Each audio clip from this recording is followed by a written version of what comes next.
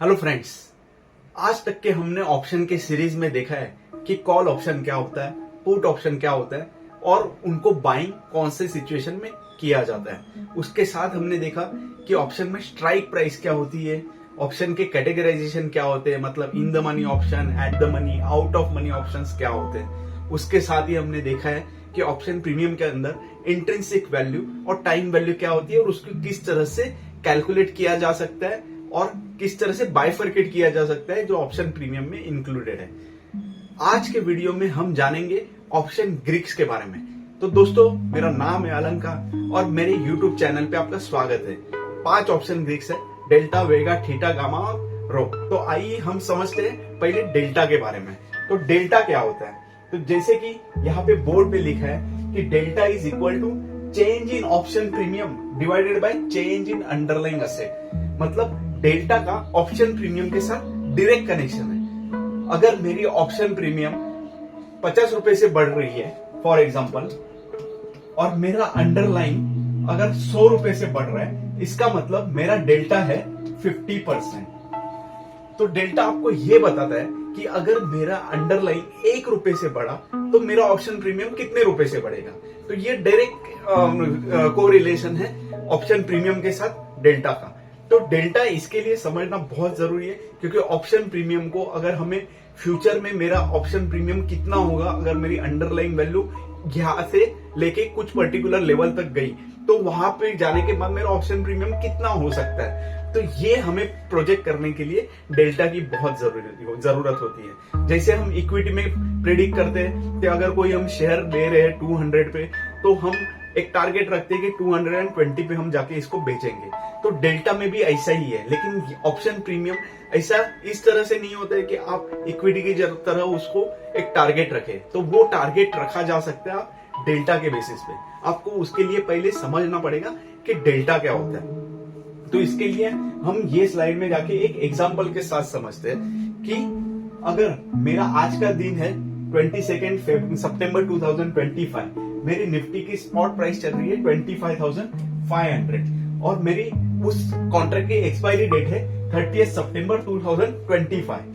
Strike price है मेरा 25,500 का।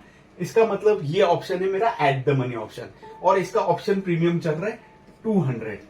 तो दोस्तों, सिर्फ एक चीज बहुत ही इंपॉर्टेंट है डेल्टा के बारे में जो आपको समझना बहुत जरूरी है। कभी भी आपका at the money option, ATM option जो भी होता है, उसमें डेल्टा हमेशा 50% होता है। तो ये 50% होने का रीजन है क्योंकि अगर मेरा ये ऑप्शन एट द मनी है, इसका मतलब ना ही वो इन द मनी है और ना ही आउट ऑफ मनी है। तो ये एक्सपायरी तक इन द मनी आने के और आउट ऑफ मनी जाने के कितने परसेंट चांसेस है? तो इसमें चांसेस है 50-50 के, कि ये 50% चांसेस है कि एक्सपायरी तक इन द मनी आए और 50% चांसेस है कि ये एक्सपायरी तक आउट ऑफ मनी चला जाए, जिसके वजह से इसका डेल्टा होता है 50%। तो 50% डेल्टा के साथ अगर हम इस एग्जांपल में देखेंगे, तो अगर मेरा स्ट्राइक प्राइस 25,500 का और मेरी अंडरलाइन की प्राइस 25,500 है, तो अगर ये मेरे अंडरलाइन की प्राइस 200 पॉइंट से बढ़ गई, मतलब मेरा अंडरलाइन अभी हो गया है 25,700, 200 पॉइंट से बढ़ गया, तो मेरा जो ऑप्शन प्रीमियम है 200, वो रिवाइज ऑप्शन प्रीमियम कितना होगा अगर मेरी अंडरलाइन 200 रुपए से बढ़ती है? क्योंकि इसका डेल्टा 50% है, तो मेरी अंडरलाइन 200 रुपए से बढ़ रही है। इसका मतलब डेल्टा मेरा इसके ऊपर 50% है। इसका मतलब मेरा प्रीमियम बनेगा 100 रुपीज से बढ़ जाएगा। तो मेरा ऑलरेडी ऑप्शन प्रीमियम कितना है? 200। इसमें मैं 100 ऐड करूंगा तो मेरा ऑप्शन प्रीमियम हो जाएगा 300। तो अगर मेरी अंडरलाइन या निफ्टी स्पॉट 25,500 से लेकर 25,700 तक जाती है, तो मेरा ऑप्शन प्रीमियम 100 रुपए से बढ़ेगा। और यही आपको डेल्टा बताते हैं कि अगर मेरा 200 रुपए से अंडरलाइन बढ़ेगा तो मेरा रिवाइज ऑप्शन प्रीमियम कितना होगा। तो डेल्टा का ये सीधा सीधा कोरिलेशन है। तो जैसे हमने बताया कि यहाँ पे एट द मनी ऑप्शन का डेल्टा अगर 50% है, तो वैसे ही इन द मनी ऑप्शन का डेल्टा हमेशा 50% के ऊपर होगा और आउट ऑफ मनी ऑप्शन का डेल्टा हमेशा 50% से नीचे होगा। तो अगर आपको क्विकली डिसाइड करना है बिना ऑप्शन कैलकुलेटर यूज किए कि इस पर्टिकुलर ऑप्शन प्रीमियम का डेल्टा कितना है, तो आपको सीधा सीधा देखना है कि थोड़ी सी स्क्रीन रीडिंग करनी है और आपको देखना है कि मेरी अंडरलाइन जो भी है, अगर आपने रिलायंस का कॉल लिया है तो रिलायंस का स्पॉट का प्राइस देख लो, इक्विटी का प्राइस देख लो। अगर रिलायंस की इक्विटी आपकी 10 रुपए से बढ़ रही है और अगर आपका रिलायंस का जो पर्टिकुलर ऑप्शन है वो 6 रुपए से बढ़ रहा है, इसका मतलब उसका डेल्टा हो गया 60%। तो 6 रुपए से बढ़ रहे हैं तो 6 divided by 10 is equal to 60%। तो वो केस में आपका जो भी ऑप्शन बढ़ेगा वो अंडरलाइन जैसे जैसे ऊपर जाएगी वैसे वैसे वो 60% से बढ़ते जाएगा। तो ये obviously in the money option है, इसके लिए इसका डेल्टा 60% है। वैसे ही अगर आउट ऑफ मनी ऑप्शन रहेगा तो किसी का डेल्टा 30% हो सकता है, 40% हो सकता है।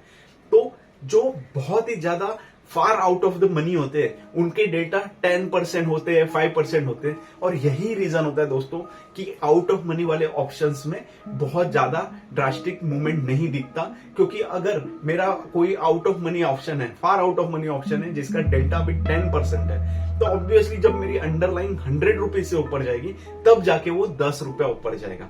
और वो जितना रैपिडली ऊपर जाएगी उतना मुझे जल्दी फायदा होगा, क्योंकि ऑप्शन को ज्यादा देर होल्ड करने से उसका टाइम डिके होता है जिसको हम थीटा बोलते हैं, जिसके बारे में हम अगले वीडियो में बात करेंगे। तो सिर्फ डेल्टा नहीं होता है कि जो ऑप्शन प्रीमियम में चेंजेस लाता है, वेगा, थीटा, गामा ये सारे ऑप्शन ग्रीक्स इंपॉर्टेंट है जो आपके ऑप्शन प्रीमियम को बार बार चेंज करते रहते हैं। लेकिन डेल्टा उसमें से एक इंपॉर्टेंट ग्रीक है जिसकी वजह से आपको ये समझ में आएगा कि मुझे ये ऑप्शन लेने के बाद अगर मेरी अंडरलाइन इतने से बढ़ी तो मेरा रिवाइज ऑप्शन प्रीमियम क्या हो सकता है। तो डेल्टा दो केस में 100% हो सकता है। एक, जब आपका वो ऑप्शन एक्सपायरी के एकदम नजदीक है या एक्सपायरी के दिन अगर आपका ऑप्शन इन द मनी है, थोड़ा सा ज्यादा इन द मनी है, तो जनरली उसका जो इंट्रिंसिक वैल्यू होती है और जो ऑप्शन प्रीमियम होती है वो अराउंड 100% होती है। तो इंट्रिंसिक वैल्यू का वेट ऑप्शन प्रीमियम के अंदर कितना परसेंट है उसके ऊपर से भी आप डायरेक्टली निकाल सकते कि मेरा डेल्टा इतना होगा। फॉर एग्जाम्पल, अगर अंडरलाइन 200 से ऊपर जा रही है और मेरा ऑप्शन प्रीमियम अगर 198 रुपीज से ऊपर जा रहा है, इसका मतलब मेरा वो ऑप्शन का डेल्टा है 99%। तो इसमें जनरली आपका जो मूवमेंट होगा वो 99% से होगा कि मेरा अगर अंडरलाइन 1 रुपए से ऊपर गया तो मेरा ऑप्शन प्रीमियम 99 पैसे से ऊपर जाएगा। और वैसे ही दूसरा सिनेरियो वो होगा जब आप बहुत ही ज्यादा डीप इन द मनी वाले ऑप्शंस देखते हो, तो वो केस में भी आपका ऑप्शन में जो डेल्टा होता है वो अराउंड 98-99% या कुछ केसेस में 100% भी होता है। जैसे कि अगर हम देखेंगे ये केस में कि अगर निफ्टी का